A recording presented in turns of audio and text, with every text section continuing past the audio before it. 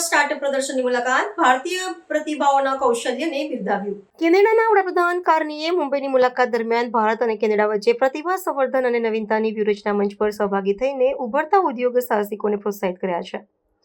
બંને દેશો વચ્ચે તકનીકી આદાન-પ્રદાન અને નવતર પ્રયોગોના માધ્યમથી આર્થિક સંબંધોને નવી ઊંચાઈએ લઈ જવા માટે પ્રદર્શન એક મહત્વનું કડીરૂપ ડગલું સાબિત થયું છે.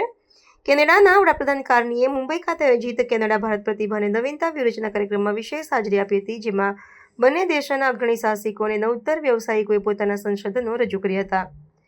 આ પ્રસંગે આયોજિત સ્ટાર્ટઅપ શોકેસ દરમિયાન વડાપ્રધાન ભારતીય પ્રતિભાઓ દ્વારા વિકસાવવામાં આવેલી વિવિધ તકનીકી પ્રણાલીઓનું નિરીક્ષણ કર્યું હતું અને બંને રાષ્ટ્રો વચ્ચેના વ્યાપારિક સંબંધોમાં રહેલી અસીમ સંભાવનાઓ પર ભાર મૂક્યો હતો. મુંબઈના આર્થિક કેન્દ્ર ખાતે યોજાયેલા કાર્યક્રમનો મુખ્ય ઉદ્દેશ બંને દેશોના યુવા સંશોધકોને એક સમાન મંચ પૂરું પાડીને વૈશ્વિક સ્તરે નવીનતાને વેગ આપવાનો રહ્યો હતો. આ રાજદ્વારી અને આર્થિક મુલાકાતનું વિશ્લેષણ કરતા જણાય છે કે કેનેડા હવે ભારતના વિશાળ બજાર અને કુશળ માનવ સંસાધનનો ઉપયોગ કરીને પોતાની તકનીકી ક્ષેત્રને વધુ મજબૂત કરવા ઈચ્છે છે. વડાપ્રધાન કાર્નીએ ઉપસ્થિતિ સૂચવે છે કે કેનેડા અને ભારત વચ્ચેના સંબંધોમાં અત્યારે તકનીકી ભાગીદારી અને મેઘાવી શક્તિનું આદાન-પ્રદાન સૌથી મહત્વનો સ્તંભો છે.